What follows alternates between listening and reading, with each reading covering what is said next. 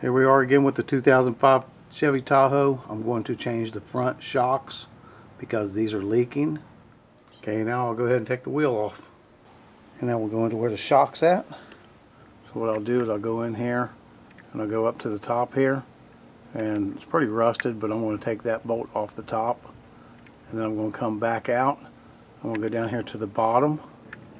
Yeah, right there. And it is rusted as well, so I'll spray it with some PB Blaster, try and get it off there. Okay, on this top one right here, I don't have a 15mm socket. I wish I did, because I'd take an impact wrench and take it off from the top. So I'm going to do it with a wrench and put another wrench on the end of it and break it loose. There we go. As it broke loose, I can take it on off. Where a 15mm socket with on an impact wrench would work a lot better. Something else you might want to do, get this over out of the way, take a pair of vice grips, latch it onto the top of this rod, or you can latch it onto this right here. I'm going to try both. Yeah, that's holding it pretty good. I'll take it the rest of the way off. Now I'll go in here and I will take this bolt right here off, or this nut, and pull the bolt out and pull the shock down. I'm going to use a 21mm socket on this nut right here. Okay, there it is.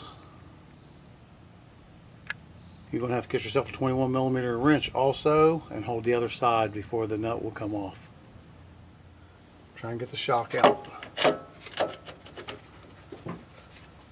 Might have to turn the wheel. I'm going to have to turn the wheel to the right.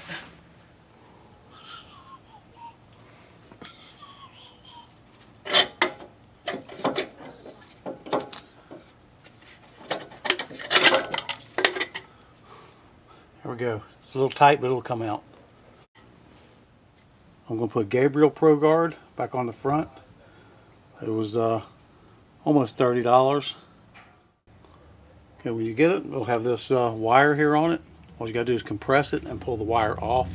Do it from the bottom because you have less of a little area to pull the wire through here. Okay, when you're putting the shock on, make sure you grab the right washer because it's got a bigger hole in it. And it'll go right over top of that indentation right there. Take your boot, make sure the indentation is upward. Put it on there. And now I'm ready to put the shock back on. This shaft is a lot shorter, so it should go right up in there. There